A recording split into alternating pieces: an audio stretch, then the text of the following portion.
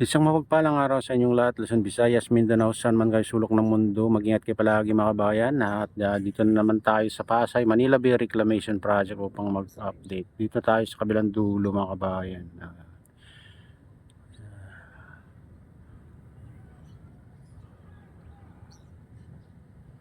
Ito.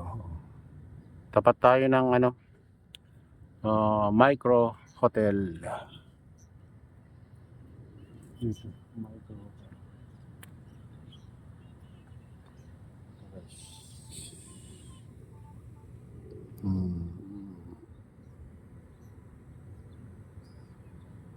Ayan, micro hotel. Ang lawak na rin dito mga kabayan. At matas na rin dito, banda rito.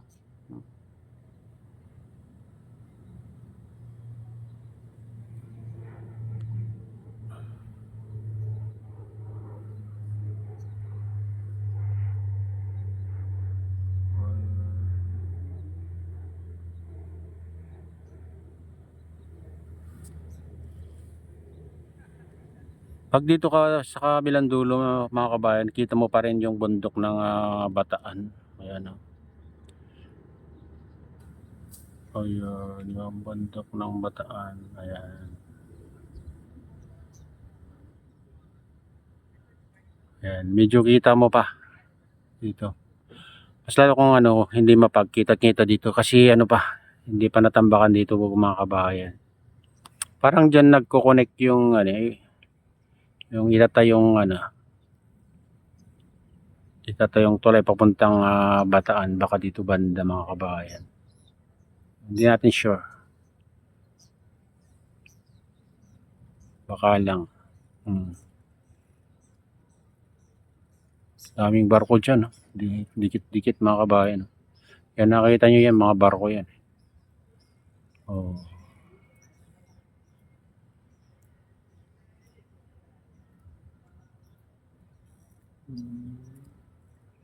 Medyo mapag pa rin mga kabayan.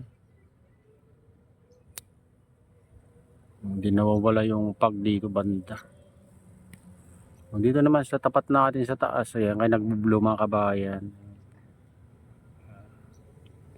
Ganda sana tignan kung hindi mapag yung paligid.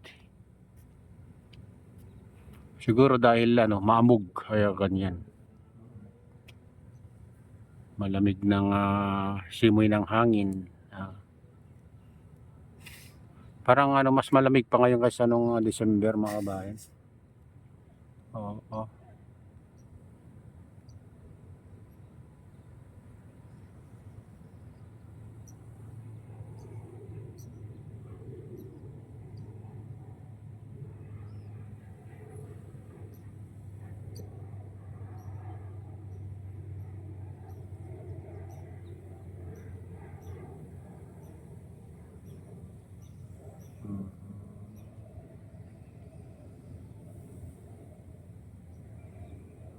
Parang na dito, pag dito ka, parang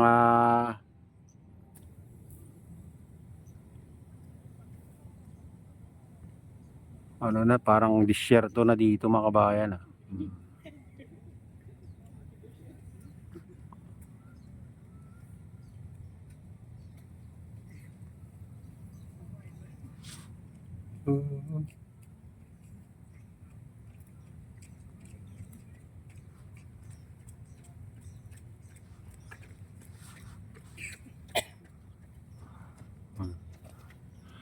Ito yung mga kabayan, huling island na ginawa nila. Pero hindi ko alam kung gaano nakalawak ito. Wala tayong impormasyon kung gaano kalawak itong nasa tapat ng SM Aloysia. Gaano nakalawak, kung ilang hectares ba. Hindi katulad dun sa malaking island mga kabayan ay 360 hectares ang sabi nila.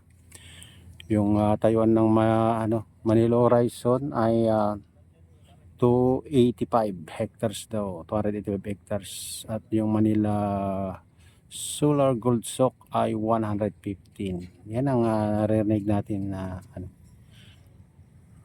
kung ilan hectares. Ito yung nasa tapat natin mga kabayan na hindi natin alam kung ilan hectares to. Oo.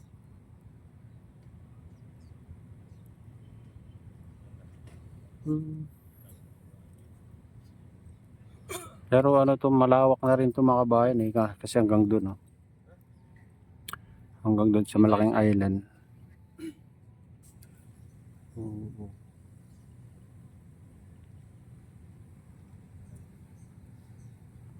Hanggang doon sa may mga ayan, island na yan mga kabayan. Hanggang dyan yun, itong island ito.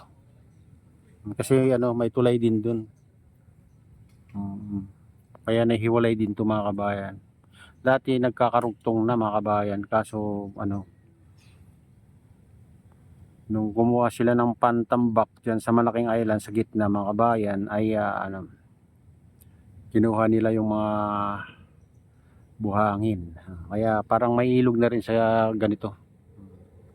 Hanggang doon sa gitna mga kabayan. Dinaanan ng dredging vessel. Oh.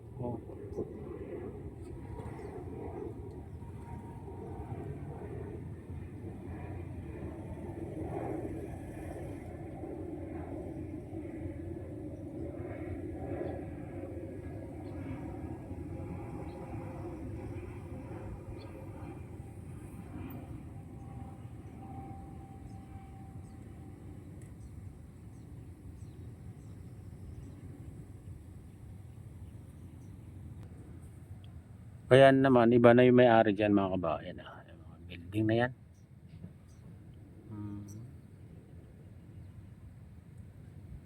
Hindi nasakop ng ano yan, SM Olivia. Handa kay may kanal dyan Ayan, yan ang ano niya. May pagitan ng may pagitan na kanal.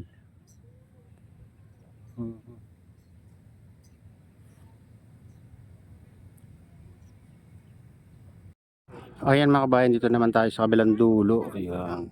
Yan ang pinakamalaking island mga kabayan. Yung 360 hectares yan.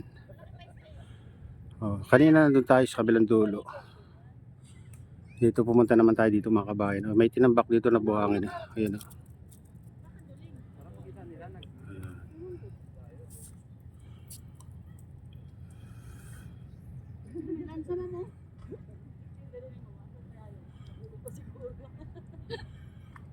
Ayan, nandiyan pa rin yung ano, malaking pipe. Baka ano, may tinatambakan pa rin dyan banda mga kabayan.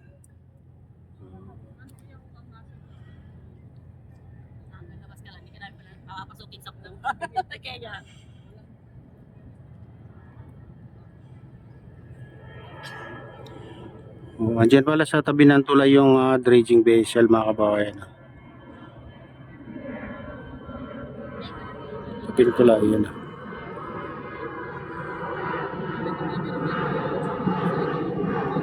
Ayan.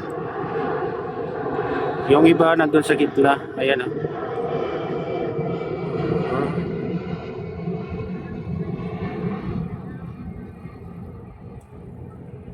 Ayan mga kabayan, ito na yung latest update dito sa Pasay Manila Bay Reclamation Project. At shoutout nga pala sa lahat ng OFW, mga immigrants sa mga bansa. Shoutout sa inyong lahat. Shoutout din sa lahat ng vloggers. Shoutout din sa lahat ng sumusuporta sa aking YouTube channel. Sana hindi kayo magsawang sumuporta. Shoutout din sa lahat ng viewers, mga nag-like. Sa lahat subscribers, sa lahat viewers, may kaming load. Shoutout sa inyong lahat. Shoutout din kay Kuya Iyo, kay Ate Lynn, kay Kuya Rick sa aking misis. Ayan, sa katulad din sa naluluway na si Nestor. Ayan, shoutout sa inyong lahat. At shoutout din kay Ma'am Kay Shadam at kay Freddy. Shoutout sa inyong lahat. Pagpalain ng Diyos. Ingat kayo palagi. God bless us all. Bye.